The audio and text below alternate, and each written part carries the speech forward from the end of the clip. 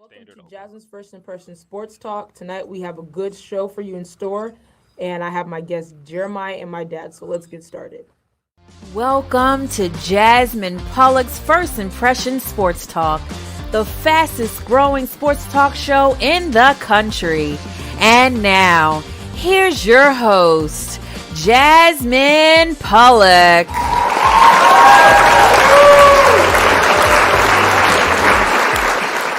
The first topic of the night, I have my dad and Jeremiah. We're going to talk about our NFL teams. It's been a crazy weekend in sports, and of course, Sunday football is always extraordinary. So let's just talk about it. So, Jeremiah, dad, either one, it can go to either one of you. What is your take on your teams right now? Jeremiah, you want to go first? Oh yes, I can Yeah, get the bad teams proceed. out the way first, and then I'll go to the good teams. They're not bad. Okay, They're for my winning. Dolphins right now, they're coming off of course, going five straight right now. They have a chance to do six straight against the Jets and maybe continue on against the Saints and of course Tennessee and everything else.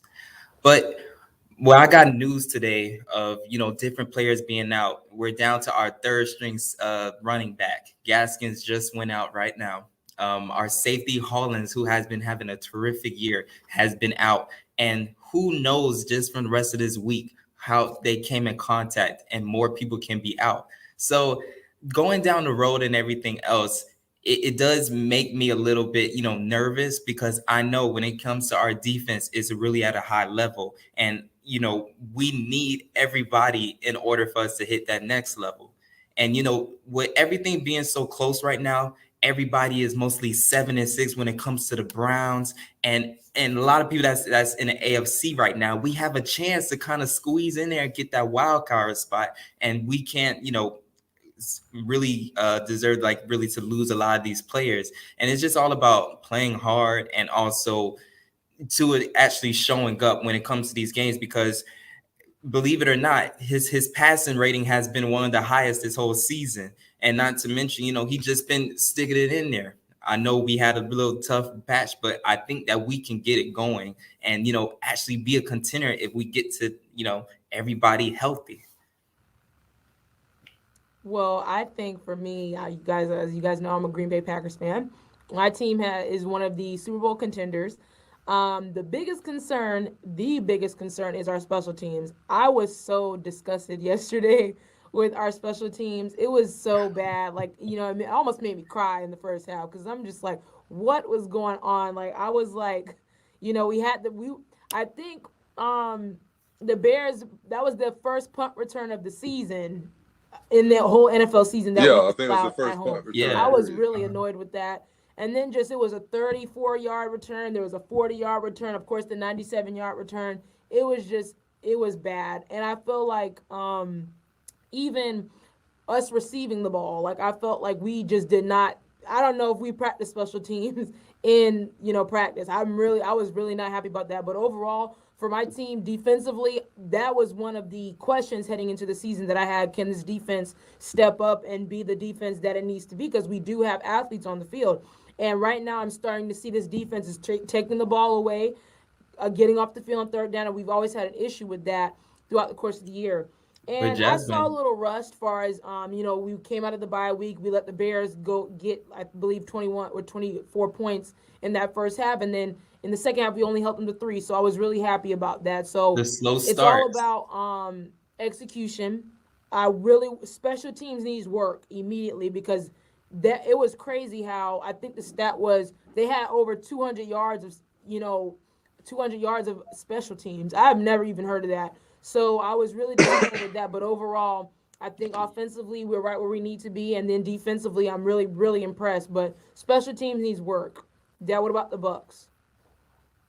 All right, so yeah, let's get on the real subject at hand, the Bucks. Well, Not the real subject the at thing, hand. no, the thing about the Buccaneers is, even though I'm very happy because a win is a win. However you get that win, my concerns today are the same concerns I had at the beginning of the season. I have no issue with our offense, even though we kind of went to sleep in the second half. But our offense can score on anybody. That's why we're the number one scoring offense in the league right now. My concerns are still with my defense because if you look at that game, we should have closed that game out. And I don't know whether it was a defensive scheme. I mean, we did stand up when we needed to, but as we get deeper in the playoffs, there could be another matchup with us in Green Bay deeper in the playoffs. And Green Bay right now is looking really good. I mean, love even to see before, that. Except our special yeah, teams. I love to yeah, see that. well, even before Aaron had the COVID situation, they were rolling, and that team I think's on a mission. And I think that as we get somebody, we're going to get AB back, which is going to be huge. I know there was talks about him possibly being cut or whatever, but they're not, because his production when he's there, just basically is really high production. So once we get him back, get those pieces back, and a few other people on defense, I think we're going to be just fine.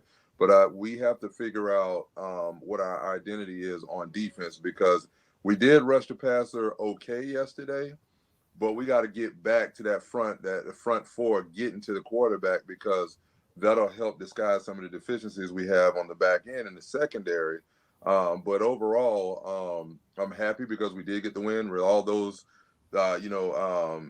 opportunities we have with our defense, and even some execution issues on offense. We still, managing to keep a winning record, and actually, really posture ourselves to win the division, and go into the playoffs with some momentum. So we had to win that the Buffalo game. We had to win that. Buffalo has a pretty decent defense. They're not a bad team. And I was impressed that we went in there and did what we did to them. So going forward, we just got to continue to mesh on defense. It's taking a little bit longer than last year. Last year, remember, out of the bye week last year, we rolled all the way through into the Super Bowl. This year, we're kind of staggering a little bit. We're staggering. But I think that as we start to get closer and closer, once we make it through here, we'll be fine. I had a question. Do you think that the Bucks, Mr. Pollock, do you think the Bucks will actually go far without AB? Could they actually go it? They can. I think that the Bucks can go far without AB, because they have a lot of serviceable weapons out there. Because the key thing is AB is a wonderful piece, but I think it's more so about what Gronk does in the middle than what AB does on the outside. Because when you have Gronk in the middle, he is a security blanket. You have serviceable weapons we got plenty of weapons. AB is, of course, a plus, but if you had to ask me, I would say the tight end is probably the most valuable position right now on our team, because what Gronk can do in the middle is ridiculous, because it's a matchup nightmare. But AB's footwork, though, you can't get that with the receiver. I'm gonna say this, Dad. When it comes to that, right? Like, of course, Gronk is very important. Him and Brady go way back. They have a very very good chemistry together. But when I look at the teams like the Rams, when I look at the Packers, AB, even when the Bucks lost to the Rams, I thought AB they needed AB in that game, because AB is that receiver that can take the top off of anything. Like, I mean, like, he gets behind, it's just how his footwork is, how he gets behind the defenses. And I felt like they really needed him in that game against that Rams team. Of course, Gronk is Gronk. I mean, of course, Godwin and Evans. But Evans is that receiver where, those 50-50 balls, he's going to go up there and give those high-pointing, catches and stuff like that. Godwin's like your short underneath guy to me, but Godwin is the one that when you need to convert a tough AB is down. unguardable, like I feel like. And I feel like Godwin, and his route running is exceptional. Just going into the playoffs, because, Dad, like we said, even though for me, I'm still have some questions about the Chiefs. They're starting to crank very slowly. They are, but the Chiefs going to be there questions, at the end. but they're going to be there. And then, of course, in New England, of course. But I think for them, if the Bucks get AB back, like, I feel like even though the offense is what it is, but they will. AB adds a certain dynamic to the team. Like, no the doubt, footwork, you can put him anywhere with anybody, and he just goes to work. Like, it's ridiculous. Yeah. But that's to his preparation. But the thing about AB, he's definitely a plus. He upgrades your offense. But the question was, I think we can win it without him? Yes, with the weapons we have, the way Tom Brady distributes the ball, we have matchup nightmares all over the field. And I think that when AB comes, yes, we're going to really need him. Yeah, but I think that my biggest thing would be is, can we get those extra or those additional defensive stops? Yeah. To me, that's the biggest. Yeah, that's the main thing. I don't know. because honestly, AB's that not there. Because think about it, AB's not there, and we're still the number one scoring offense. yeah, but So I just for me defensively with the Bucks, like I don't know what's happening. Like it seems like they're not. Maybe it's the the Super Bowl slump a little bit, or we won it already. That happens, of course, but it's like I don't see Pierre Paul and Barrett getting off like they used to, or Sue. Like they seem kind of like I was Yeah, watching, Sue yeah, and all of them how they were on the sideline, just like whatever, you know what I mean. It didn't seem like that stout defense, which of course yeah. it can catch fire at any time, but it's like there's always that. Are they into it? Like like and it's to me, when you look at Buffalo, Buffalo was on a decline anyway. Like I had them winning the AFC. I thought they were going to be that number one team. They do they're not very look how disappointing they're this supposed year. to look right now. So I was really shocked. But on to another AFC team. Lamar Jackson is injured. The Packers play them. So do you guys think this Ravens team? What's going to happen with this Ravens team right now? Well, basically, my thing is because Lamar made when he got drafted, he made some big promises, and for the production he's put on the field, he's following through because he's still he's still learning, he's still training, he's still becoming a better quarterback, and he's still getting acclimated. But I think the team around him, for whatever reason, I don't know if they're evolving the same way because it seems like there's a steady decline right now with them, and I think it has a lot to do with if you got the type of team. Of course, they had some injuries at running back, which is a big deal. But when you have the type of team that they need to have one of the best defenses in the league. They're going to have to play defense because with the way they play, they rely on, and I think Lamar is having a really good year statistically passing the ball, but they rely heavily on his legs. Now, what happens is what just happened. He's been dinged up a few times this year, and that's not going to get any better because it's not going to get any easier for him. And I think that defensively, I don't know whether in the draft, whether they need to figure out defensively what their identity is because they're a defense away, and also they need another threat on offense. I mean, they lost a running back, but they need another threat. They need another couple threats. But if you add those pieces around him, I think they'll be a very tough team to deal with. But right now, it's like they're broken and it's getting worse. So I don't know how they're going to rectify that and get it corrected. And for me, like when looking at the AFC right now, of course, I think the Patriots will be the number one seed. I do genuinely believe that. Absolutely. Most But definitely. Lamar, I said this before, like Lamar is one of my favorite players in the league, and his talent is just out of this world. Like it's a God given talent that a lot of people don't have. And I feel like with him, like we talked about this before too, Dad. Like they have to have a number one defense or a top defense that can stop up the other team from scoring. When you Yep. look at the team, when you look at the Ravens, like they have Hollywood Brown, they have Mark Andrews, but where's that other top receiver that I think he needs weapons around him? Of course, a stout running game where you can hand it off, and they rely heavily on Lamar Jackson too much, and I feel like right now that's what's causing them issues. Okay, Lamar, you just do it all, do it all, do it all, and it's like give the man some Yeah. help. Thing with the Ravens is they keep on having to come back inside the games.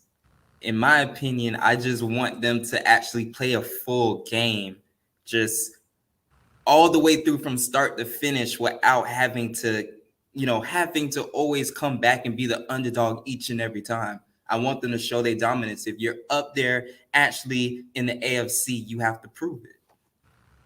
Let me take over this since I'm a Packers fan. I do like the Ravens. I do like them, but I'm not gonna like them when we play them, obviously. But I don't think the team has a chance of beating the Packers without Lamar. I don't think that's happening. Lamar is he's a cheat code. He's literally a cheat code. Like this guy, he can make plays that are like, how did that happen? He's one of those dynamic players. But Brett Hundley, he's not bad. He's a good tenure player, but it's like, yeah, I don't think they're gonna beat the Packers without Lamar. Like, there's no chance of them beating the Packers without Lamar. No. Well, one thing I'll say about that is what I always tell you any given Sunday. Don't ever say a team don't have a chance. That's number one. Now, without Lamar, it's without Lamar, they have a chance to beat it's the not. Packers. Listen, it's possible. It's just not. Hey, but it probably won't happen. But there's always a possibility. That's So true. you want to say that? I Anything want to can say happen. that first. Secondly, with the Ravens, I think the Ravens are having a kind of an identity problem right now. I don't really think the Ravens, it seems like they don't know exactly what they want to do. And with Lamar getting in and out of the lineup, getting nicked up, I just feel that there's something missing from the team. And I would say defensively as well, to where, and of course, offensively, it has to be missing. Those running backs missing is a big deal. I don't know who's back yet, but I think you guys lost. I think they lost a couple people for the season. That's a big deal because that's a huge part. I mean, you got to think catching the ball out of the backfield. You got to think another person taking a pounding besides Lamar having to try to run and take the brunt of the snaps. And I'm going to tell you something right now. I don't